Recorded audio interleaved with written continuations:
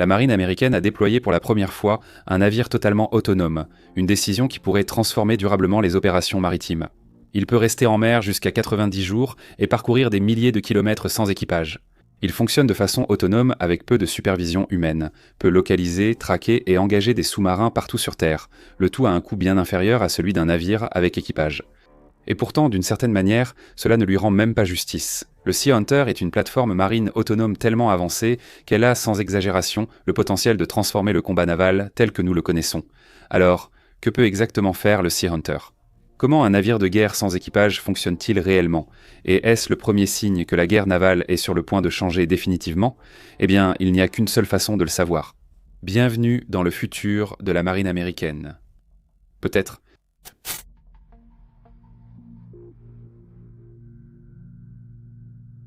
Maintenant, au cours de la dernière décennie environ, il est devenu de plus en plus évident que la guerre par drone est l'avenir de la guerre. Qu'il s'agisse de FPV à fibre optique en Ukraine, de MQ-9 Reaper au Moyen-Orient ou de véhicules terrestres sans pilotes expérimentaux, la tendance est claire. Les guerres de demain seront centrées sur les drones, ce qui commence aussi à apparaître dans la guerre navale. De petits bateaux drones sans pilote sont développés et déployés partout dans le monde comme moyen peu coûteux de cibler des navires plus grands et plus chers. Mais la technologie commence ici à arriver à maturité d'une manière qui pourrait introduire le combat maritime de demain dès aujourd'hui. En première ligne, on retrouve la marine américaine. Le contre-amiral Christopher Alexander, assistant spécial du commandement des forces de surface navale de la flotte du Pacifique des États-Unis, s'est exprimé lors d'une conférence. Au début de 2026, il a déclaré, je cite, « En regardant certaines projections pour l'avenir, d'ici 2045, nous nous attendons à ce qu'environ 45% des forces de surface soient composées de systèmes sans équipage. Et cela a du sens. » Les USV, navires de surface sans équipage, diminuant les risques pour les soldats et permettent de projeter la puissance navale à moindre coût et avec moins de personnel. En tant que force de combat moderne, c'est ainsi que vous gardez une longueur d'avance dans la course mondiale à l'armement en constante évolution.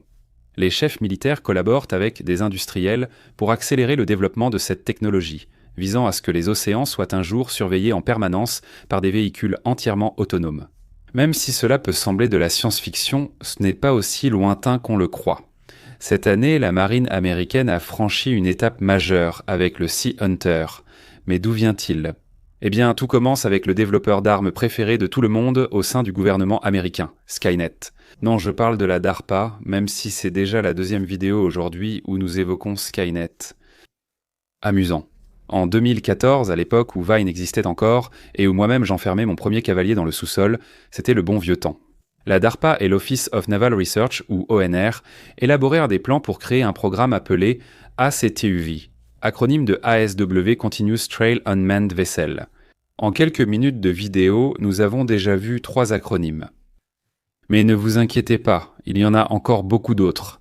Si vous connaissez la DARPA et l'ONR, vous savez qu'ils conçoivent souvent les gadgets les plus secrets et terrifiants de l'armée américaine, avec des budgets quasi fictifs. Ce projet ne fait pas exception. Il y a plus de 10 ans, on leur a confié la mission de concevoir le prototype d'un navire de surface moyen sans équipage, ou MUSV pour faire court. Le but était de concevoir un navire sans équipage capable de suivre les sous-marins via une plateforme de capteurs. Le travail sur ce projet a été révélé plus largement en 2016, lorsqu'il est passé de la phase de conception et de construction de la DARPA à la phase de test de l'ONR à San Diego, en Californie, et ils l'ont appelé le Sea Hunter. C'est un nom vraiment impressionnant, et les leçons tirées des tests du Sea Hunter ont conduit la marine américaine à passer un contrat avec la société Leidos pour en fabriquer un deuxième en 2017. Leidos a une histoire remarquable dans la conception de navires militaires expérimentaux, comme le Sea Shadow, un nom impressionnant dont nous avons aussi parlé dans une vidéo. Regardez-la après celle-ci si vous voulez.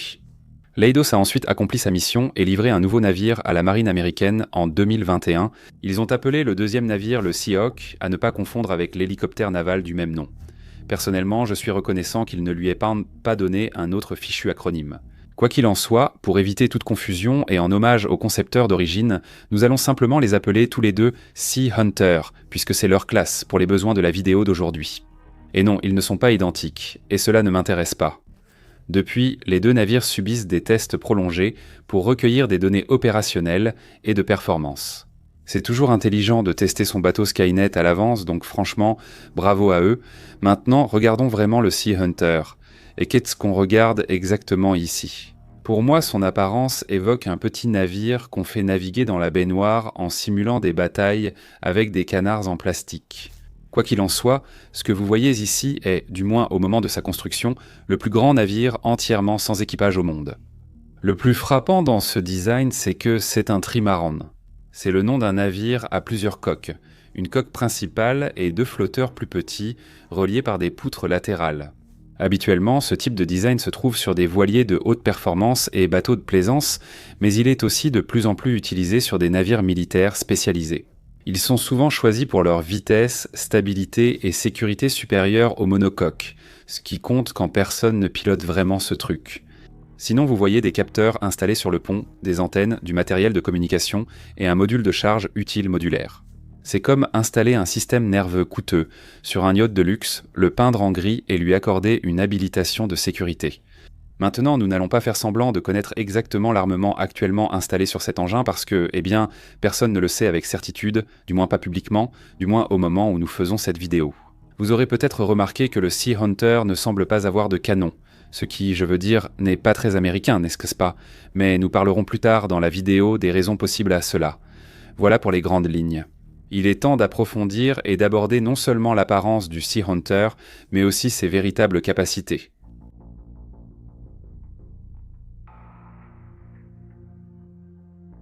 D'accord, alors que savons-nous réellement des spécifications de ce navire? Et à quoi cette création infernale a-t-elle vraiment été conçue pour servir? En réalité, aucune de ces questions n'a de réponse simple. Comme nous l'avons dit précédemment, il a été conçu à l'origine pour traquer les sous-marins dans tous les océans de la planète, mais son rôle semble s'être considérablement élargi depuis. De même, nous n'avons pas non plus énormément de spécifications sur le Sea Hunter. Washington DC garde cette affaire très secrète. Mais encore une fois, qu'est-ce qu'on sait réellement? Eh bien, on sait que chaque navire mesure environ 41 mètres, soit 135 pieds de long, ce qui les rend environ 10% plus courts que l'Arctic Triumph. Fantastique. Mais l'Arctic Triumph ne flottera pas. Il pèse environ 135 tonnes à pleine charge, soit le poids de la Statue de la Liberté sans socle. Ou pour une comparaison plus simple, imagine juste ta mère. Elle, c'est toujours du lourd. Désolé. Malgré son poids, il atteint environ 27 nœuds grâce à 14 000 gallons de carburant alimentant ses 2 moteurs diesel pour longtemps. Combien de temps exactement? Ce sont les 90 jours mentionnés plus tôt. 3 mois entiers. Cela lui donne une autonomie estimée à 10 000 miles nautiques. Cela représente environ 18 500 km. C'est tout simplement incroyable pour un navire non nucléaire. Pour vous donner une idée, cela signifie que le Sea Hunter peut facilement voyager de la Californie, traverser l'océan Pacifique jusqu'aux îles principales du Japon, puis revenir avec un seul plein. En termes militaires américains, c'est comme aller de San Diego, où le Sea Hunter a été développé, jusqu'à Guam puis revenir à Pearl Harbor, le tout sans jamais faire le plein, même une seule fois. Il fonctionne également très bien en mer agitée, étant conçu pour rester pleinement opérationnel tout en traversant des vagues allant jusqu'à 2 mètres, soit environ 6 pieds et demi de haut, tout en naviguant à une vitesse modérée de 21 nœuds. Il pourrait aussi survivre à des vagues de plus de 6 mètres, soit 20 pieds de haut, ce qui est plus haut qu'une girafe moyenne. Je ne me posais pas la question, mais merci à l'auteur de cette précision. Mais ce n'est sans doute pas ce qu'il y a de plus impressionnant. Le plus remarquable est que le Sea Hunter parcourt toute cette distance en mer agitée de façon totalement autonome et à distance. C'est vrai. En pratique, ce navire n'aura absolument aucun équipage. Aucun. Pas même un seul gars pour s'assurer que le truc ne chavire pas ou quelque chose comme ça quand il y a une vague de 6 mètres et 1 centimètre. Il n'y a même pas de commande manuelle comme celle des drones Reaper. Les opérateurs transmettent des ordres de mission depuis un autre navire ou la côte et le Sea Hunter les exécute de façon autonome. Si vous créez du contenu ou si vous avez déjà essayé de monter une vidéo, alors vous savez déjà combien de séquences et de matériel il faut pour réaliser quelque chose de bien. L'outil que j'utilise et qui m'aide à mieux raconter des histoires est le sponsor de cette vidéo, Storyblocks. Grâce à une bibliothèque de plus de 7 millions de ressources de haute qualité créées par des humains, Storyblocks me permet de trouver facilement ce qu'il me faut et de garder l'ensemble du processus simple et rapide. Des séquences vidéo à la musique en passant par les effets sonores et même les modèles After Effects, vous pouvez littéralement réaliser une vidéo entière uniquement avec le contenu que vous trouvez sur Storyblocks. Donc, au lieu de passer d'une plateforme à l'autre, je peux rester concentré sur l'histoire et terminer la vidéo beaucoup plus rapidement. Ils proposent également des outils d'IA pour simplifier la production. Leur voix off IA, propulsée par Eleven Labs, génère une narration naturelle. Et si vous avez besoin de visuels personnalisés, leur montage vidéo IA, propulsé par Runway, vous aide à créer du contenu soigné plus rapidement, tout en gardant un contrôle total sur votre processus créatif. En plus, vous avez accès à des milliers de modèles directement dans des programmes populaires comme Premiere et After Effects, là où la plupart des créateurs font déjà leur montage et leurs effets visuels. Cela vous fait gagner des heures. Storyblok vous donne accès à une immense bibliothèque de ressources, et avec un seul abonnement, vous pouvez télécharger du contenu en illimité. C'est une option incroyablement économique. Pour raconter de meilleures histoires, cliquez sur le lien dans la description ou scannez le QR code. Vous pouvez bénéficier de 15% de réduction sur n'importe quel abonnement annuel pendant une durée limitée. Alors profitez-en dès maintenant. Et maintenant, revenons à la vidéo. Et ce truc est aussi plutôt intelligent. Il sera programmé avec des comportements autonomes spécifiques à la mission et sera même capable de coordination autonome avec plusieurs autres navires de surface sans équipage. C'est exact, certains pirates somaliens vont se retrouver attaqués par une flotte de navires fantômes. Il peut gérer tous ses propres systèmes de manière indépendante, assurant ainsi la fiabilité opérationnelle, et il peut gérer des interactions totalement autonomes avec un adversaire intelligent. Il peut aussi se conformer seul aux lois et conventions maritimes pour naviguer en sécurité, éviter les collisions et ne pas entrer dans les eaux territoriales des nations. Ou sans intervention humaine au-delà des paramètres prédéfinis, ce qui est assez basique mais utile. En gros, il est vivant. Je veux dire, ce n'est pas le cas, mais c'est vraiment ingénieux. Et nous voulons aussi préciser que nous ne savons pas vraiment comment ils y parviennent. Peut-être grâce à une intelligence artificielle entraînée sur des opérations de combat, ou peut-être alimentée par de la magie noire. DARPA n'a pas répondu à nos appels pour expliquer cela. Nous ne pouvons donc pas en être certains. Ce qui est encore plus fou avec le Sea Hunter, c'est que toutes ces capacités, qu'il peut mettre en œuvre sans aucune intervention supplémentaire, étaient déjà testées sur le navire original dès 2017 par la DARPA et l'ONR. Cela remonte à presque une décennie maintenant, ce qui signifie qu'il a eu beaucoup de temps pour être testé, ajusté et perfectionné à travers ce que la DARPA appelle, selon ses propres termes, des scénarios opérationnels réalistes. Il a aussi été testé en configuration mixte avec ou sans équipage, aux côtés de navires comme l'USS William P. Lawrence, qui communiquait avec lui par satellite en 2022, et c'est important parce que c'est une caractéristique presque certaine de la façon dont il sera déployé, en protégeant ses homologues avec équipage. Et il les protégera car ce que ce navire fait, peut-être mieux que n'importe quel autre navire auparavant, c'est traquer les sous-marins. Le but principal du Sea Hunter, comme son nom l'indique, est de traquer les sous-marins furtifs en haute mer, principalement en utilisant un réseau sonar fixe à haute fréquence. Une fois les sous-marins repérés, ils peuvent être suivis ou même engagés, selon jusqu'où l'on veut gâcher la journée d'Ivan. D'autres pays dépensent énormément de ressources pour rendre leurs sous-marins plus difficiles à détecter, donc avoir un drone relativement peu coûteux, du moins en comparaison, capable de les traquer, est un avantage considérable. La raison pour laquelle les pays dépensent autant d'argent dans les sous-marins, c'est que beaucoup d'entre eux sont pratiquement indétectables, selon la situation. L'océan est vraiment immense, sans blague, et la technologie des sous-marins a beaucoup évolué depuis l'époque des U-boots allemands. La propulsion indépendante de l'air rend les sous-marins diesel électriques très silencieux et difficiles à détecter. Ils peuvent aussi rester sous l'eau bien plus longtemps que leurs prédécesseurs, ce qui leur permet de se cacher aussi longtemps que nécessaire dans les profondeurs pour rester indétectés. Pour le dire franchement, repérer l'un d'eux rend la recherche d'une aiguille dans une botte de foin vraiment facile en comparaison. Au lieu de cela, c'est un peu comme essayer de trouver un grain de sable noir précis dans un désert la nuit, alors que le grain de sable peut se déplacer où il veut. Cela pose des problèmes aux États-Unis et à leur marine. Les sous-marins permettent à la Chine, à la Russie et à d'autres de s'approcher très près des côtes ennemies sans être détectés. Ils constituent donc l'une des rares menaces réelles pour le territoire continental américain et les navires de surface de la marine américaine, un problème que le Sea Hunter a justement été conçu pour résoudre. Imaginez une flotte de drones, Sea Hunter autonomes, ratissant sans cesse des zones de l'océan. Soudainement, vous pourriez trouver ce grain de sable. Côté offensif, ces drones pourraient les patrouiller partout dans le monde, dans les eaux internationales, traquant les sous-marins bien avant leur arrivée près des eaux américaines. Et avec la doctrine américaine de la guerre des communications qui privilégie le modèle « tout capteur, tout tireur », dès qu'ils sont détectés, ces sous-marins deviennent instantanément beaucoup plus vulnérables. Plus de navires sans pilote signifie plus de capteurs, et plus de capteurs signifie une meilleure visibilité d'un ennemi auparavant invisible. Vous n'avez pas besoin qu'un youtubeur chauve vous explique à quel point cela pourrait changer la guerre navale. Pendant ce temps, les navires avec équipage doivent constamment s'arrêter au port pour la maintenance, faire le plein ou remplacer le personnel. Mais les robots comme le Sea Hunter, eux, ne se fatiguent jamais. En théorie, ils pourraient littéralement traquer et poursuivre les sous-marins ennemis partout dans le monde, ce qui fait d'ailleurs partie intégrante de la philosophie de conception initiale de la DARPA lors du développement du navire. Imaginez cela un peu comme cette expérience de pensée à propos de l'escargot invisible qui vous tue s'il vous touche. Le Sea Hunter, c'est cet escargot, mais capable d'avancer à 27 nœuds et pourrait larguer des charges de profondeur sur vous. Si je l'ai dit une fois, je l'ai dit 100 fois. Peu importe à quel point vous craignez l'armée américaine, ce n'est jamais assez. Il y a aussi ici un rôle plus défensif et de soutien. On pourrait imaginer plusieurs flottes de ces appareils patrouillant sans cesse le long des côtes est et ouest des États-Unis, surveillant 24 chats sur 24 et 7 gis sur 7 les menaces potentielles contre les chenaux d'accès, les ports et d'autres sites maritimes sensibles. Parce qu'il est sans équipage, il pourrait aussi fournir un soutien et des approvisionnements supplémentaires aux navires de guerre américains, avec équipage, livrant des missiles et des torpilles aux navires en mission active, ce qui leur donnerait également une plus grande portée opérationnelle. On pourrait imaginer quelques appareils entourant des groupes aéronavals pour empêcher les sous-marins d'approcher les navires amiraux. L'essentiel, c'est que, quel que soit le déploiement d'un Sea Hunter, il vous sera toujours très utile.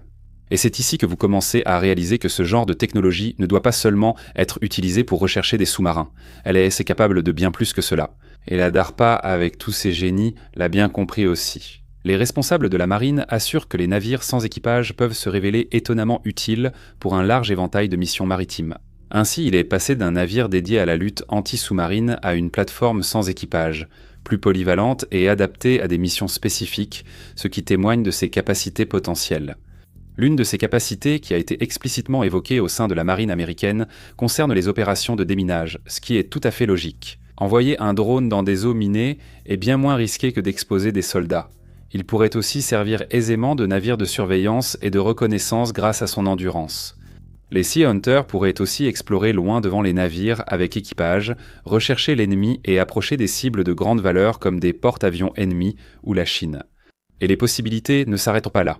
Il pourrait servir de relais mobile de données maritimes en mettant en place des réseaux de communication ad hoc pour les flottes ou lors d'urgences de civils. Il pourrait servir de navire pour des opérations de recherche et de sauvetage, tant militaires que lors de catastrophes civiles comme des crashs d'avions en mer. On pourrait aussi l'imaginer utilisé pour surveiller sur le long terme la température des océans, la pollution ou la vie marine. Il pourrait servir de leurre en simulant un grand navire pour distraire les adversaires. Il pourrait même cartographier les câbles sous-marins ou inspecter des infrastructures offshore vulnérables comme les oléoducs et parcs éoliens, de plus en plus attaqués par des nations hostiles. L'autonomie et l'endurance exceptionnelles dont dispose le Sea Hunter lui permettent de faire presque tout. Et tout cela, c'est avant même de penser à ajouter la moindre arme à ce monstre. La guerre électronique paraît l'évolution la plus probable actuellement, car la DARPA n'a pas encore exercé son droit du deuxième amendement en montant un AR-15 sur la coque. Pas encore. Mais avec des armes plus conventionnelles, il pourrait escorter les navires marchands ou servir de moyen de réaction rapide prépositionnés en patrouille sur l'océan. Les systèmes d'armes sont en réalité un sujet assez délicat en ce qui concerne le Sea Hunter, et ces agaçants organismes de sécurité nationale de la marine américaine ont veillé à ce que le langage utilisé à ce sujet soit suffisamment flou pour ne rien révéler de concret. Ils ont beaucoup d'expérience dans ce domaine. Beaucoup affirment que le Sea Hunter est totalement non armé, mais les discussions à son sujet évoquent sans cesse des charges utiles modulaires. Bien sûr, cela pourrait signifier envoyer de l'aide humanitaire dans une zone de crise, ou cela pourrait signifier coller des ogives en pleine figure. Tout dépend vraiment de la mission. Les capacités de frappe cinétique sont également beaucoup évoquées avec cette classe de navires, donc si on ajoute cela à son orientation vers la lutte anti-sous-marine, il semble que la marine américaine ne laisse rien de côté quand il s'agit de faire ce qu'elle fait de mieux. Autrement dit, bombarder des trucs. Il est logique que le débat sur l'armement de ce type de drone soit animé, même si l'idée d'armes cinétiques sur un navire autonome à supervision minimale mettra sans doute pas mal de gens mal à l'aise. Skidette. Après tout, si ce navire est capable de traverser les océans du monde entier tout seul, eh bien il serait absurde de ne pas lui permettre de se défendre d'une manière ou d'une autre, sinon même la plus simple des attaques pourrait le neutraliser. Maintenant, cela ne prouve pas que le Sea Hunter possède aujourd'hui une super arme secrète à son bord, mais cela soutient certainement l'argument selon lequel cette classe est développée dans un écosystème où l'armement est une possibilité plus que probable. Cela indique également que la plateforme aura probablement une pertinence opérationnelle à proximité immédiate d'une cible, et dans un tel scénario, ne pas l'armer reviendrait à envoyer un soldat au combat sans fusil. Étoile soviétique, camarades. Qu'il s'agisse de grenades sous-marines, torpilles, missiles, petits drones ou autres inventions effrayantes de la DARPA cette semaine, il ne reste qu'à attendre. Voilà en grande partie la raison. Bien qu'utile et capable d'opérer seul ou dans des dispositifs mixtes avec et sans équipage, le Sea Hunter ne remplacera probablement pas encore totalement les navires de surface avec équipage. Avec l'essor des technologies autonomes, nous avons compris qu'un humain dans la boucle reste essentiel, surtout pour des systèmes susceptibles, un jour, de larguer des bombes. Malgré tous ces avantages lorsqu'il agit de manière autonome, on peut soutenir que, lorsqu'il essaie coordonner avec des soldats humains, le Sea Hunter pourrait être encore plus efficace. En plus de sa flexibilité, plusieurs flottes autonomes pourraient en être gérées par un seul équipage à terre, offrant une alternative rentable aux flottes traditionnelles plus exigeantes en main-d'œuvre. Si garder des humains dans la boucle s'avère être presque aussi efficace, cela permet de répartir beaucoup plus efficacement le personnel naval tout en maintenant un niveau de menace collective plus élevé, ce qui fait de l'ensemble un élément clé de force navale plus efficace. C'est le même compromis pour toute grande flotte de drones, que ce soit sur terre, en mer ou dans les airs. Un grand nombre de drones bon marché et efficaces renforce d'autant plus votre multiplicateur de force. Fred Kennedy, directeur du bureau des technologies tactiques de la DARPA, l'a mieux dit que nous, je le cite. Active représente une nouvelle vision de la guerre navale de surface qui échange un petit nombre d'actifs très performants et de grande valeur contre un grand nombre de plateformes standardisées et simples qui sont plus efficaces dans leur ensemble. Fin de citation. Pensez-y un peu comme à un échiquier. Au lieu d'utiliser la reine pour tout, la marine américaine veut recourir à des dizaines de pions. Voyez-le autrement. Un Sea Hunter armé pourrait-il battre seul un destroyer adverse ? Non. Ce n'est même pas un combat. Il serait éliminé en un instant plus vite que vous ne dites « voilà où partent mes impôts », mais 30 pourraient réussir. Il coûte bien moins cher à construire et exploiter. Le Sea Hunter a d'abord été développé pour environ 20 millions de dollars. Et si vous pensez que c'est cher pour la marine américaine, vous devriez voir combien coûtent leurs navires avec équipage. Un destroyer de classe Harley Burke, une autre pièce d'équipement fabuleuse dont nous avons déjà parlé sur cette chaîne, regardez la vidéo après celle-ci. Ça peut coûter 2 milliards de dollars à construire. Oui, 2 milliards. Maintenant, est-ce qu'ils ont le même rôle ? Non, certainement pas. En complément de ces navires, le faible coût du Sea Hunter est un grand atout sur le champ de bataille pour son utilité. Nous avons fait les calculs pour vous. Cela signifie que vous pouvez avoir 5 Sea Hunter pour le prix d'un seul destroyer. Comme il n'y a pas d'équipage à nourrir ou à loger, les coûts d'exploitation sont aussi de plusieurs ordres de grandeur inférieurs. On parle d'une fourchette de 15 à 21 000 dollars par jour, contre 700 000 dollars par jour pour faire fonctionner un destroyer moderne avec équipage. C'est 35 à 47 fois moins cher individuellement. Il n'y a pas besoin d'accessibilité, de système de soutien pour l'équipage ou de toutes ces choses inutiles, ce qui signifie que vous pouvez avoir une conception bien plus optimisée et économique. Alors, étant donné tout cela, où en est le Sea Hunter aujourd'hui ? Où en sommes-nous dans son cycle de développement ? Et comment la marine américaine se positionne-t-elle avec ses programmes de drones ?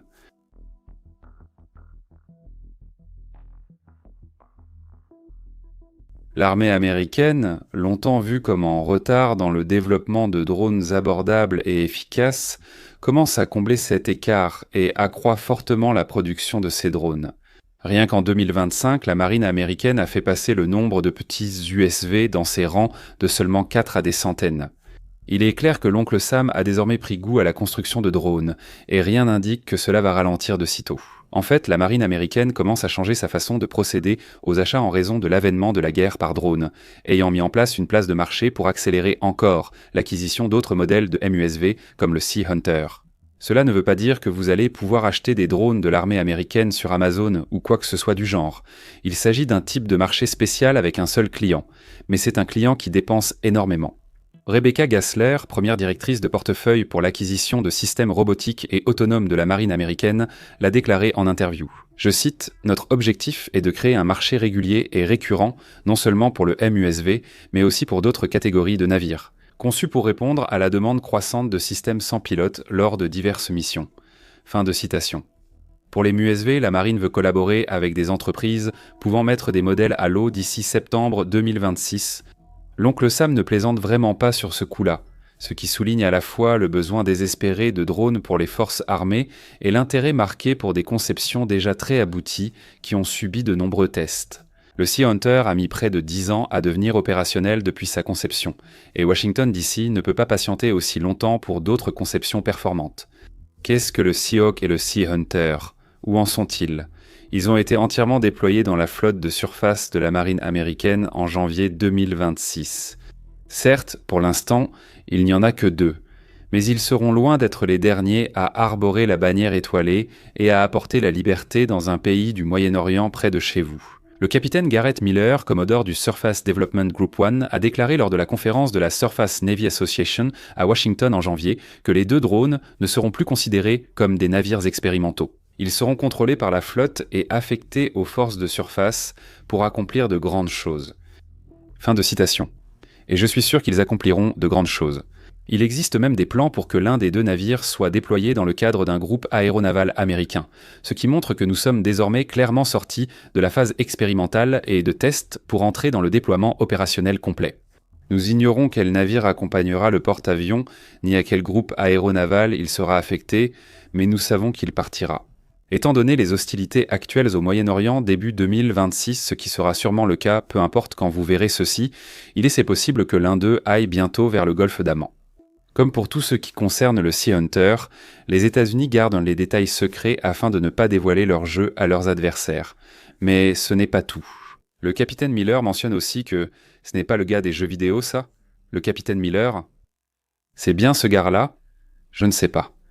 Le capitaine Miller a aussi précisé qu'à la même époque, les États-Unis comptaient créer 3 divisions de commandement des USV pour développer leur capacité et leur compréhension de cette technologie à mesure que la plateforme évolue.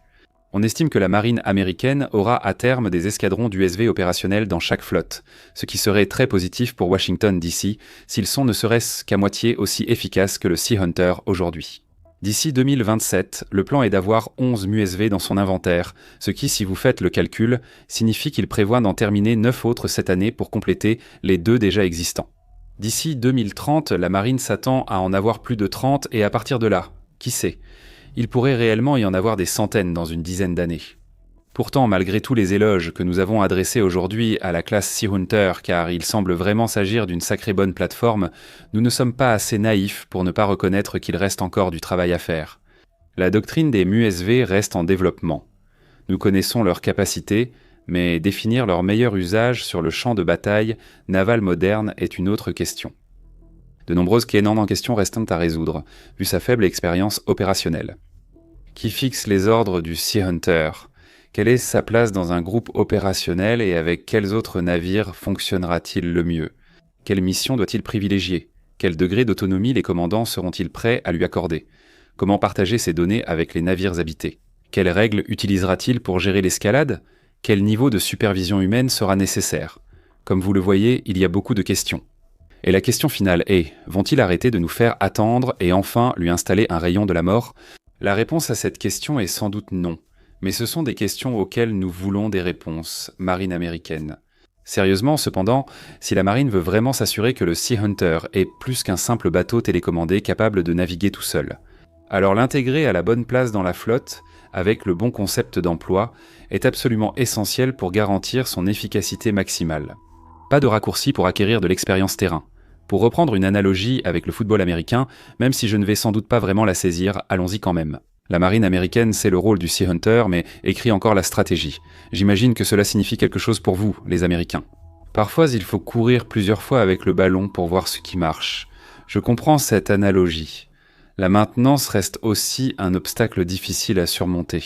C'est un navire autonome, conçu pour fonctionner par gros temps et sur des champs de bataille navals. Il va passer une grande partie de sa vie en déploiement, à être malmené par mère nature et à essuyer des tirs. Une forte vague peut-elle déplacer des composants électroniques ou tordre une antenne ? Que se passe-t-il si un rocher frappe l'appareil et coupe les communications ? Combien de tirs peut-il encaisser avant d'être mis hors ligne ? Y a-t-il des redondances prévues au cas où tout échouerait ? Il est sans équipage. Vous ne souhaitez pas qu'un de ces navires se retrouve immobilisé en pleine mer s'il tombe en panne. Pour un navire qui sera déployé pendant de longues périodes pour traquer des sous-marins et plus encore, ce sont exactement le genre de problèmes qu'il faut régler. Voici un exemple. Le Sea Hunter a effectué un voyage autonome dans le cadre de sa phase de test de San Diego à Pearl Harbor en 2019, au cours duquel l'équipage d'un navire d'escorte a dû y monter à bord à 3 reprises lors du trajet aller pour résoudre des problèmes mécaniques, notamment une panne de moteur et des soucis de générateur. Il va sans dire que vous ne voulez pas avoir à faire ça quand il commence à se faire tirer dessus. Mais ne soyez pas trop prompte à le considérer comme une épave peu fiable. Il a effectué le voyage retour sans aucun problème pendant 10 jours complets. Maintenant, regardez, c'est loin des 90 jours dont on nous avait parlé jusqu'à présent. Mais ce test remonte à 7 ans. Et si le Sea Hunter en est maintenant au stade du déploiement, on peut imaginer que la plupart des problèmes de maintenance évitables ont été résolus. Encore une fois, nous ne le saurons pas tant que nous n'en aurons pas vu ou entendu plus. Ces technologies n'existent pas non plus dans un vide géopolitique. D'autres pays pourraient vouloir faire de même, ne serait-ce que pour réduire les coûts. La Chine a déjà réussi à faire ce qu'elle fait de mieux et à créer une imitation, développant sa propre version nettement plus pointue. Washington DC espérera cependant que le Sea Hunter de Timu ne possède pas toutes les capacités opérationnelles de l'original. C'est probablement aussi en partie la raison pour laquelle il y a tant de détails sur le navire que nous ne connaissons pas encore. Pour le bien des États-Unis, le Pentagone ferait probablement mieux de garder ces informations pour lui. Au final, nous ne pouvons pas dire avec certitude quel genre de vie opérationnelle le Sea Hunter aura, il paraît aussi impressionnant sur le papier que dans l'eau. Mais tant qu'il ne prouve pas sa valeur en opération, comme il le fait peut-être. À l'heure où nous parlons, nous ne savons pas s'il sera considéré comme un navire polyvalent et performant, capable d'apporter quelque chose d'unique, ou comme quelque chose qui révolutionnera complètement les conflits navals. Concernant ce fabuleux navire, le contre-amiral Christopher Alexander résume sûrement le mieux notre avis. Le futur, c'est maintenant. Système sans pilote, système autonome, intelligence artificielle. Ce n'est pas l'avenir. Ça se passe en ce moment. Fin de citation, et merci d'avoir regardé.